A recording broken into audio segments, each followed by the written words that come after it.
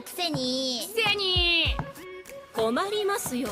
身内とはいえ勝手に入られては。ああ、いや緊急なもんですいませんね。あとこれ私のテレバン。Alright, let's get out of the way. Don't forget to subscribe, hit the like button, leave a comment if you like. So Gojo and the others have to protect this girl, but how are they gonna protect her if everyone around them is really strong? Well, that's not bothering him right now because he's just making some tea. He doesn't give a fuck what's happening outside because he's playing this game on auto battle mode. He not only is he protecting the girl while she just sleeps there, he's also sitting on the couch, sipping his tea, watching this guy die. And it sucks for the guy in queue because not only does the monster want to eat him, he also wants to kiss him, and that thing is fucking disgusting looking. So they say that Bayer's gonna kill him because he's so strong, but Gojo already took him down. There's no way anyone's gonna beat Gojo. He's super strong. So when the girl wakes up, Gojo's holding her in his arms, and she's the first one to not like Gojo. In fact, she slaps him across the face really hard. Exactly, that's what everyone should do, but I know there's some people out there that probably want Gojo to hold them in his arms all day. I mean, this girl doesn't want to trust any of them, even though he's very calm and tries to explain to her that they're trying to protect her. She's still trying to fight them all day. So because she won't shut up, they end up punishing her. Until her maid comes and says, "You should stop that right now." So everyone calms down, and the monster that she was riding on is looking a little strange. What is he doing under whatever he has on? He's blushing way too much. I don't trust this monster. And she must be an idiot because she actually believes she's Tengen.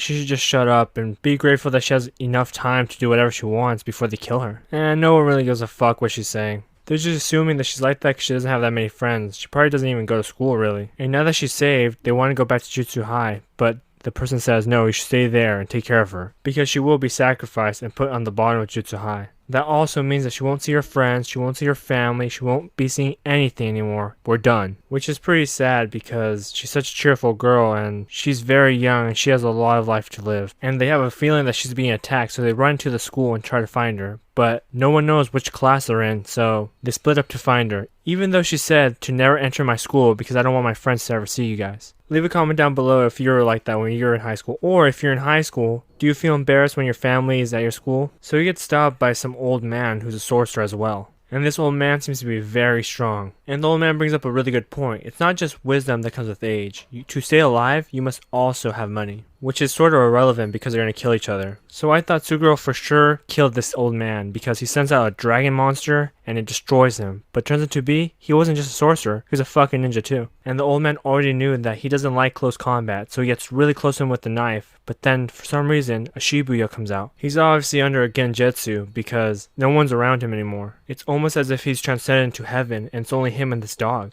And then we get this really random story about his dog and him, and I'm thinking, that's kind of stupid to put that in right now. Well, the very sad story goes, so when he was younger, his parents didn't really care about him at all, and they put all their money into his older brother, and he had nothing but this dog left. And this dog has already died, but since he was young, he could see ghosts, and his parents did not like that. So I don't know if it was the magic or just his big lie, but he's actually very good at close combat, and he whoops this old man's ass. And the music almost fits perfectly and not at the same time. It's a bunch of kids in a choir. It's kind of like a gangster tale because he lifts his chin up and says, "Are you with Q? Are you from a star religious group?" I mean, if he is, it's with him. So while she's singing and all her friends are there, Gojo just pops through the door and yells her name out, and everyone looks and they can't believe that he's so hot. I mean, he didn't even take off his glasses yet and they already think he's freaking best looking thing in the world. So once he takes off his glasses, it's over. And I get the girls are madly in love with him, but even the teacher wants a piece of that cake. She quiets all the girls down and then she gives him her phone number. And while the girls are fighting the teacher, he sneaks her out and starts running away. But she moves so slowly that he has to pick her up and carry her like a luggage bag. And a really buff man with a lunch bag on his head is looking at them because he wants to capture them so he can get the $30 million.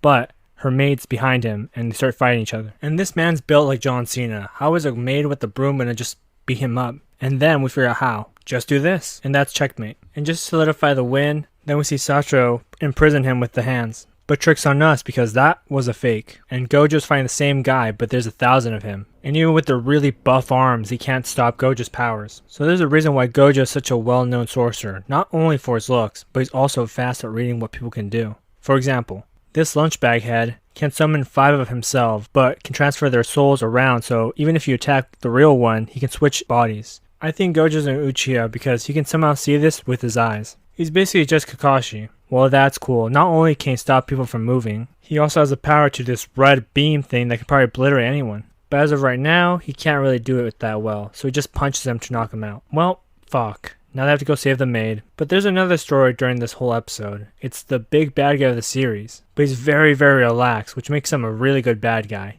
But is he smart? That's debatable. He likes to gamble and he loses most of the time. For example, he's betting on this boat race and he loses. And it's not just this time, he does it again and again, and we've never seen him ever win. But he's smart because he says, even if I could win against Gojo, I'll let everyone else tire him out, and when he's weak, I'll come in and destroy him. And judging by his size, I'm pretty sure he can probably fuck him up. But this is anime where Gojo can probably be a million times more buff. Alright guys, that's the end of this video. Peace.